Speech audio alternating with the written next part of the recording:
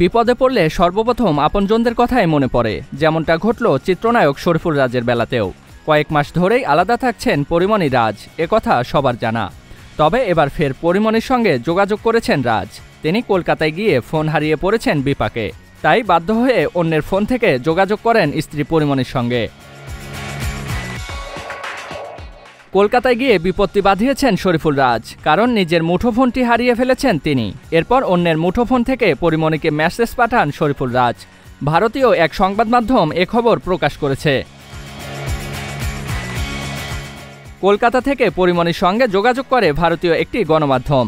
এ সময় গণমাধ্যমটিকে পরিমণি বলেন, ফোন হারানোর পর রাজ আরেকজনের ফোন থেকে আমাকে মেসেজ করেছিল। ওর সবসময় আমাকে মনে পড়ে না, প্রয়োজন হলে আমার সঙ্গে যোগাযোগের চেষ্টা করে। 29 জুলাই কলকাতায় একাধিক সাক্ষাৎকারে স্ত্রী পরিমণিকে মিস করার কথা বলেন শরীফুল রাজ। ছেলে রাজ্যের বড় হয়ে ওঠা চোখে দেখতে পারছেন না, তা নিয়েও আফসোস করেন। এ প্রসঙ্গে জানতে চাইলে পরিমণি বলেন, অনেক জায়গায় এই ভালোবাসি কথাটি শুনেছি, তবে মুখে ভালোবাসি বললে তো আর হবে না, কাজেও করে দেখাতে হবে। আমি আর কিছুই বলতে চাই না। ঢাকাই সিনেমার আলোচিত তারকা দম্পতি পরিমণি ও শরীফুল রাজ। বেশ কিছুদিন ধরে গুঞ্জন উঠছে ভেঙে যাচ্ছে এ দম্পতির সংসার।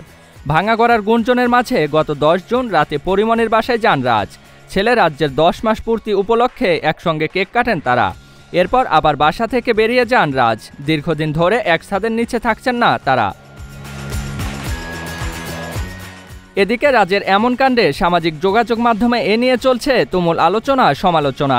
অনেক নেটিজেন বলছেন সবকিছু রাজের ইচ্ছাকৃত ঘটনা। ইচ্ছা করে ফোন হারিয়ে এখন আবার পরিমণির সঙ্গে যোগাযোগ করতে চায় রাজ। কেউ আবার বলছেন আবারও পরিমণির কাছে ফিরে আসতে চান রাজ, তাই এমন কাণ্ড ঘটিয়েছেন এই অভিনেতা। তবে যাই হোক, সবকিছু ভুলে আবারও একসঙ্গে সংসার করুক রাজপরি, এমনটাই চাওয়া তাদের ভক্ত অনুসারীদের। জিয়াউল ইসলাম, এসটি এন্টারটেইনমেন্ট।